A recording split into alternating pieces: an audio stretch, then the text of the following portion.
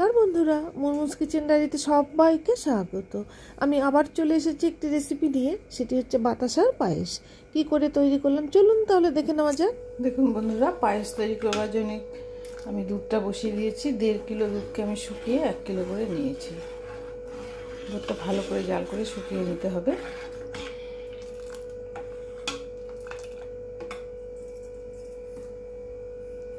একটু আতপ চাল আমি ধুয়ে রেখেছি। আমি 1 কিলো দুধের পায়েস করছি জন্য আমি এই হাতের মাপে 1 ছটাক দিয়ে আর একটু চাল দিয়ে ভালো করে ধুয়ে নিয়ে নিয়েছি।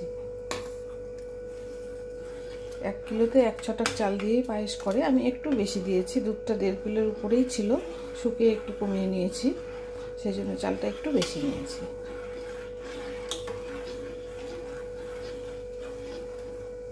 দুধটা ভালো করে ফুটে গিয়েছে, এবার আমি চালটা দিয়ে দিচ্ছি।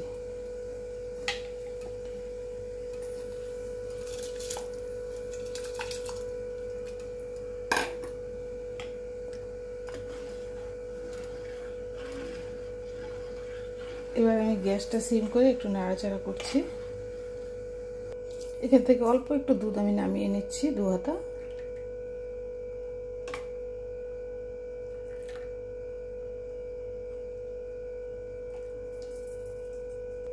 বাটির দুধটার মধ্যে আমি একটু গুঁড়ো দুধ মিশিয়ে নিচ্ছি।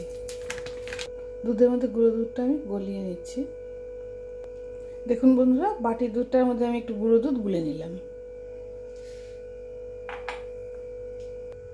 চালটা কিন্তু সেদ্ধ হয়ে গিয়েছে।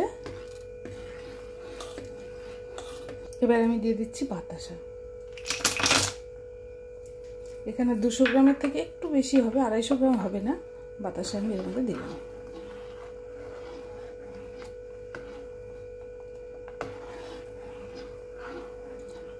এবার ভালো করে নাড়াচাড়া করে নিচ্ছি আমি।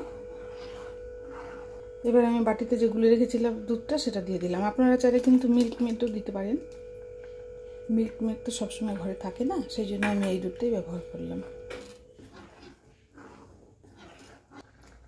3টে এলাচ আমি থেতো করে দিয়ে দিলাম।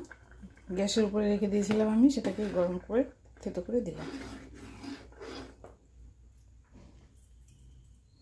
একটু কাজু কিশমিশ দিয়ে দিলাম। গ্যাসটা আমি অফ করে দিলাম। পায়েসটা রেডি, আমি এবার নামিয়ে দেখাচ্ছি। দেখুন বন্ধুরা, বাতাসার পায়েস রেডি। এই রেসিপিটি যদি আপনাদের পছন্দ হয়, লাইক, শেয়ার, কমেন্ট, সাবস্ক্রাইব করতে ভুলবেন না প্লিজ। সকলে ভালো থাকবেন, সুস্থ থাকবেন।